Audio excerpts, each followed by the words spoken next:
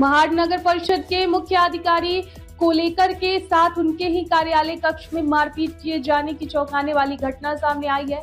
आरोप है कि सरकारी कामकाज के दौरान कुछ भाजपा नगर सेवक कार्यालय में घुस आए और मुख्य अधिकारी के साथ मारपीट की तथा उन्हें जान से मारने की धमकी भी दी गई। इस घटना से महाड़ शहर में हड़कंप मच गया है और सरकारी अधिकारियों एवं कर्मचारियों की सुरक्षा को लेकर गंभीर सवाल खड़े हो गए हैं। घटना के विरोध में महाड़ नगर परिषद के अधिकारी और कर्मचारियों ने परिसर में काम बंद आंदोलन कर अपना रोष व्यक्त किया। कर्मचारियों का कहना है कि सरकारी अधिकारियों पर इस तरह का हमला बेहद गंभीर मामला है और दोषियों के खिलाफ कड़ी कानूनी कार्रवाई की जानी चाहिए। इस घटना के बाद संबंधित लोगों पर सख्त कार्रवाई की मांग जोर पकड़ गई है। लोकशाही मराठीचं महाड नगरपालिकेतर्फे हार्दिक स्वागत करण्यात येत आहे। साहेब, काल दुपारी 2 वाजता महाड नगरपालिकेचे मुख्याधिकारी साहेब माननीय धनंजय कोळीकर साहेब यांच्यावरती त्यांच्या दालनामधील भ्याड हल्ला झाला होता। त्या हल्ल्याच्या निषेधार्थ आज आम्ही काम बंद आंदोलन केलेलं आहे। नमस्कार साहेब, आज आपण इथे येऊन आमची आज विचारपूस करत आहात। तुमचे स्वागत आहे आणि आभारी।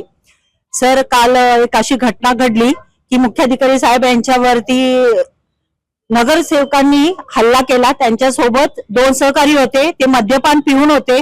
या लोकशाहीमध्ये सगळ्यांना स्वातंत्र्य आहे म्हणून त्याचा स्वैराचार करू नये। अशा परिस्थितीत एक नगरसेवक आणि मुख्याधिकाऱ्यांना मारहाण करणं म्हणजे अयोग्य आहे।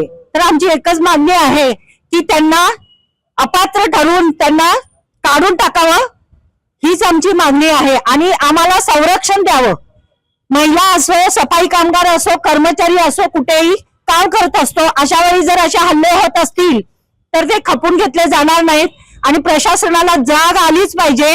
आणि मुख्याधिकाऱ्यांच्यावर जो हल्ला आहे त्यासाठी आमचा पूर्ण विरोध आहे आणि या कामामध्ये बाहेरून आलेले कर्मचारी आहेत, आम्हाला पाठिंबा दिलेला आहे।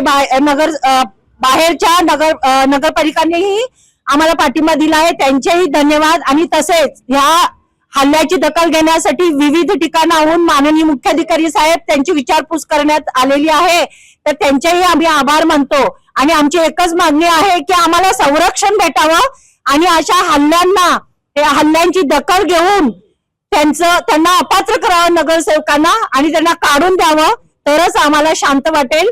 आणि आम्ही आज काम आंदोलन करत आहोत। पूर्ण काम बंद आहे पण आपत्ती व्यवस्थापन सांभाळून आहोत।